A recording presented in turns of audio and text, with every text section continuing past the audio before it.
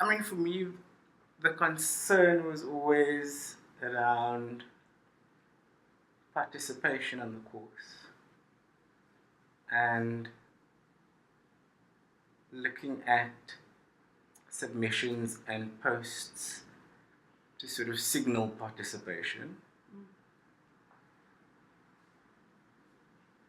But then I've also realized that people will participate in different ways. So there are some writers who are very active in the chat room. I mean, Aditi and I were talking about this yesterday. But you can't see, they haven't submitted in the My Portfolio section. That's interesting, eh? So they're clearly using the course in different ways.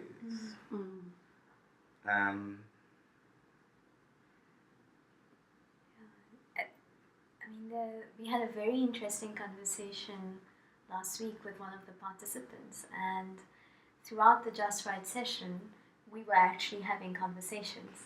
I think it just kind of redefined what the Just Right was doing in that space, and she spoke about wanting, like, really having this desire to do exploratory research, to push the envelope of what's possible, and trying to negotiate that with departmental expectations. And she also spoke about the fact that she's doing exploratory research and struggles to find hypotheses. And she's thinking, how do I present hypotheses in my proposal when I've not yet gone in the field and I don't know what I'm going to find?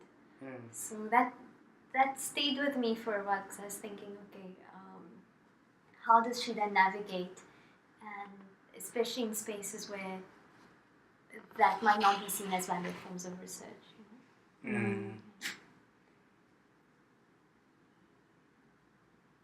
It's interesting you mentioned those spaces and the disciplinary kind of the practices. Because as you were talking about that, I realized that I haven't had a conversation around what the expectations are in the discipline with anyone in my group, really. That hasn't come up. I haven't brought it up, and they haven't brought it up either. I don't know if that's telling. That is interesting. So people don't seem to be looking for that on the course. And I don't know if that's because they sort of think, I won't even try because it won't be there, or because there's something quite liberating about being able to roam outside of your discipline.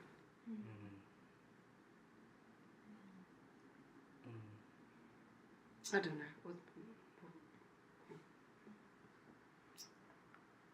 And it's nice in an interdisciplinary space like this, where you can see all the different ways in which other people are doing research, and maybe start reflecting on how that could perhaps be used in one's own research. It just opens up so many possibilities. I know that some participants have been asking for discipline-specific journeys versions, but I think there's quite a lot of value in this kind of interdisciplinary, cross-pollination happening. I mean, the key words you both, for me at least, use there, the idea of roaming, the idea of opening up spaces, the idea of cross-pollination. And I mean, I've been involved in the May version of the course, and my feeling is just that there's more interaction between participants this time around. So I see people commenting on each other's work, finding connections, but I also see myself engaging with the writing in a different way, where someone uses a concept that I didn't even think of as a concept before. Can you think of an example? Some mindfulness, for example. Yeah. And then I go in and I read up on it, or makes me consider looking up a particular author and then reading up about it. Not so that I can have the conversation with the person that they're the knower and I feel I need to be the knower too, but just so that, because it genuinely speaks to me. And it could either be the concept itself or the way the person is writing about the concept too.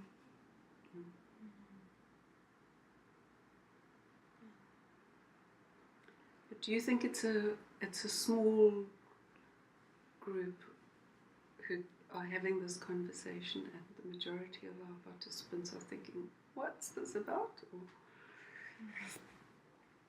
I don't know, I mean, there are participants whose posts have been kind of very structured, right? a lot of people enjoying the tables. columns. I think they've been very helpful for a lot of us. But then I also see them interact with someone else on their post, and it's a totally it's a different language that they're using. They're interacting in very different ways. So maybe they feel, I don't know, that there's a space for it, and that the space of engagement is a different space where it is the open space. Also, different types of participation. I think some of them are writing or responding. Others are probably more in the chat room and enjoying that sense of community. And then there are some who are probably reading each other's work, but probably not responding. And I'm sure they're also getting something out of it. But it's just not visible for us. And possibly some people who are just looking at the resources and waiting till they feel ready in some way. It's week 2 that we do the personal, social, and theoretical circles. So I'm thinking about if I saw someone post about a particular concept in week 3 without knowing the background that I received in week 2, I could easily see the week 3 submission as just kind of that structured table response. True. If I didn't have that background. The background, But because I have the background, now I read it differently, even though the way of writing is very kind of theoretical. It's very theoretical. I can still see the personal in there. I can see elements of what I saw in the previous weekend, and that's why I think that week 2 is such a... It's an important week. Because even in those posts that at first glance seem very theoretical, you see the person there. And I wonder to what an extent that week 2 narrative can be woven into one's thesis. What do you mean?